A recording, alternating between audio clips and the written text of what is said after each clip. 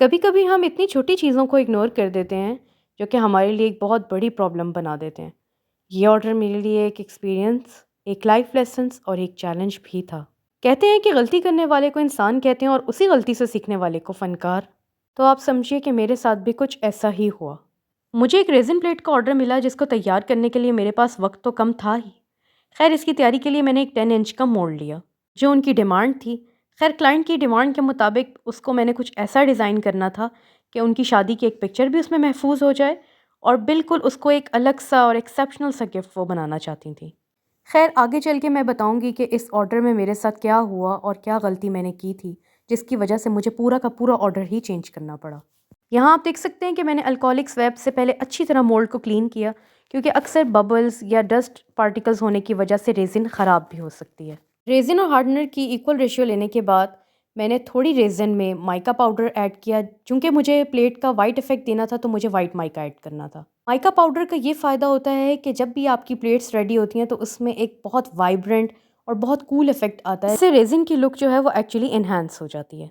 और थोड़ी रेजिन में मैंने फिर गोल्ड फ्लेक्स ऐड करने के बाद उनको भी प्लेट में पोर कर दिया और फिर थोड़ा सा स्टिक की मदद से मैंने उनमें इफेक्ट्स दे दिए। रेजिन पोर करने के बाद मैंने क्लाइंट की डिमांड के अकॉर्डिंग इसमें फायर ग्लास, पर्ल्स और गोल्डन चंक्स सभी कुछ ऐड कर दिया। शुरू में तो मुझे लगता था कि रेजिन आर्ट एक मिक्सिंग और इजी पोरिंग प्रोसेस है, बट सून आई रियलाइज कि ये इतना भी आसान नहीं है। इसके लिए आपको बहुत सारी चीज़ों का ख्याल रखना पड़ता है। एक तो आपको सबसे पहले देखना होता है कि इसका टेम्परेचर क्या है, उसको मेंटेन करना।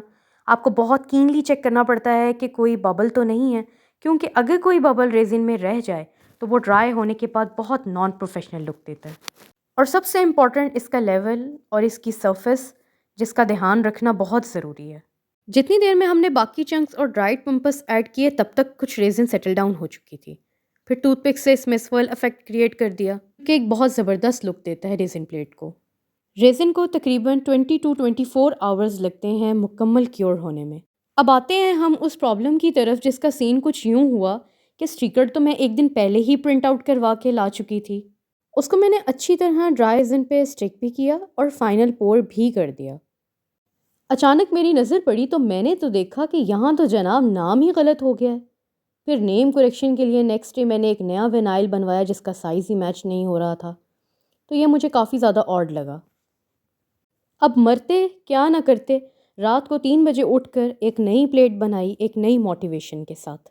और ये ले जनाब देखिए, ये वो प्लेट है जिसको मैंने करेक्शन के बाद सही किया, और मतलब वो भी बहुत खूबसूरत लग रही थी, लेकिन एक ज़रा सी गलती की वजह से मुझे एक नई प्लेट बनानी पड़ी। Tada! Same process, same sticker, same plate, एक डे में तैयार।